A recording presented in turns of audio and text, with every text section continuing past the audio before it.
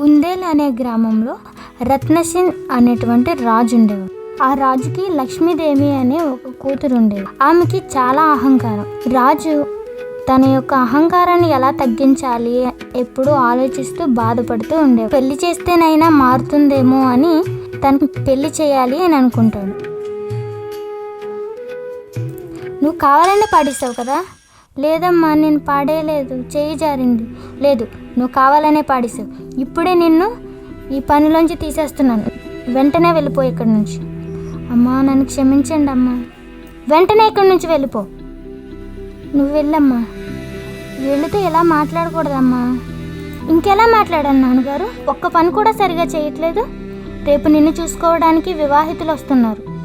నువ్వు సిద్ధంగా ఉండు. చూడమ్మా, వీళ్ళలో ఎవరికైతే నువ్వు మాల వేస్తావో వాళ్ళని నీకు ఇచ్చి వివాహం చేయిస్తాను. చూడు, అచ్చం కోతిలా ఉన్నాడు. బాప్రే, ఇతని ముఖం అయితే ఇంకా దారుణంగా ఉంది. ఇతని మొహం కొంచెం బాగానే ఉంది, కానీ చూడటానికి బేకర్లా కనిపిస్తున్నాడు. చూడు, వాళ్ళందరూ ఎలా వెళ్ళిపోయారు. ఇదేంటి నువ్వు ఇలా చేస్తున్నావు? ఇంకేం చేయము. నేను రాజకుమారిని. నాకు వచ్చే అతను ఎలా ఉండాలి? నేను చాలా అందంగా ఉంటాను, నాకు మించి ఉండాలి. నువ్వు ఇంత అందంగా ఉన్నావని, ఇంత సంపద ఉంది అనేసి నువ్వు గర్విస్తున్నావు కదూ. నిన్ను ఒక పేదవాడికి ఇచ్చే చేస్తాను. ఏం మాట్లాడుతున్నారు నాన్నగారు? నేను కరెక్ట్గానే మాట్లాడుతున్నాను. నీకు ఒక పేదవాడితోనే పెళ్లి జరుగుతుంది. ఇది తథ్యం. ఇక్కడికి ఏ పేదవాడు వచ్చినా సరే అతనితోనే నీకు వివాహం జరిగిస్తాను. రాజుగారు, నాకు కొంచెం భిక్షం వేయరా? తిని చాలా రోజులు అవుతుంది. నువ్వు లోపలికి రా. నీకు నా కూతుర్నిచ్చి వివాహం చేస్తాను. ఏంటి, నాతోనా? అవును, నీతోనే. అంటే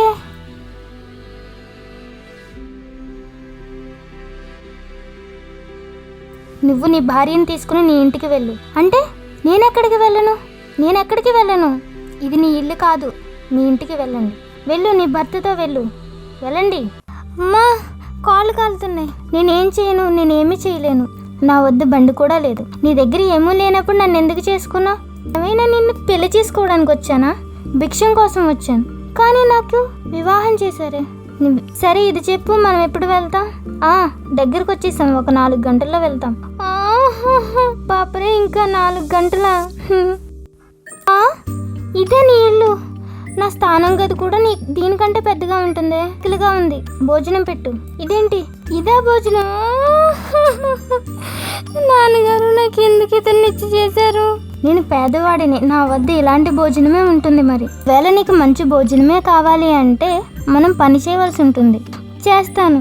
నేను ఇలాంటి భోజనం నేను తినలేను. నాకు లడ్డూలు చేయటం వచ్చు. సరే, వాటిని చేసి బజార్లో అమ్ము. నేను అమ్మటం ఏంటి? నేను అమ్మను. ఇంకెవరు అమ్ముతారు? మనకి కావాలి అనుకుంటే మనమే కదా చేయాలి. సరే. అరే, ఏం జరిగింది? నేను ఎంత కష్టపడి చేశానో మొత్తం అంతా పోయింది. పడిపోయాయా?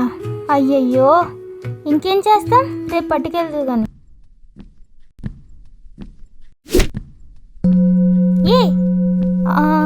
సరే సరే.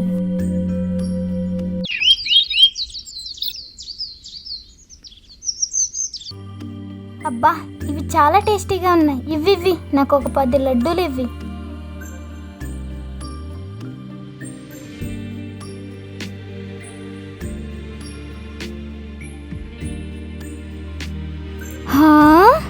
ఇన్ని రోజుల తర్వాత నాకు డబ్బులు వచ్చాయి. చాలా ఆనందంగా ఉంది. ఇంత కష్టపడి సంపాదిస్తారా డబ్బులు? ఏమైంది, అమ్మావా? మొత్తం అయిపోయాయి. సరే, ఇప్పుడు వెళ్ళి మంచి భోజనాన్ని తెచ్చుకుందాం. వద్దు, డబ్బులు అయిపోతాయి. మనం ఇదే తిందాం. రోజు ఈ విధంగానే జరుగుతుంది. ఒక అతను వచ్చి ఇలా అంటాడు, ఇదిగో అమ్మాయి. చెప్పండి, ఏం కావాలి? నువ్వు చాలా అందంగా ఉన్నావు. నేను ఒక రాజుని, చాలా నిధులున్నాయి. ఈ పేదవాడిని వదిలి నాతో వచ్చేయి. లేదు, ఇది ఎప్పటికీ జరగనిది. నీకు ఎంత కావాలంటే అంత ధనము, బంగారము, నీకు ఏది అడిగితే అది ఇస్తాను. లేదు, వీటి కోసం నేను నా భర్తను వదిలి రావాలా? లేదు, అతను నన్ను చాలా బాగా చూసుకుంటారు. ఇంకా దేనితోనూ అవసరం లేదు. మీరొచ్చి మంచి పని చేశారు. ఇతను చూడండి ఏం మాట్లాడుతున్నారు. తెలుసు, నేనే పంపించాను ఇతన్ని. ఏంటి మీరా? అసలు జీవితం ఏంటి అనేదే నీకు తెలియాలి అని అనుకున్నా. ఇదంతా మీ నాన్నగారే చేశారు. నాన్నగారు? ఇది నేనే చేశాను. ఇప్పుడు నేను చాలా సంతోషంగా ఉన్నాను. అసలు నువ్వు జీవితం ఏంటి అని తెలుసుకున్నందుకు. నిజం నాన్నగారు, మీరు అసలు జీవితం అంటే ఏంటి అనేది నేర్పించారు. ఇప్పుడు నువ్వు అసలైన రాణివవ్వావు.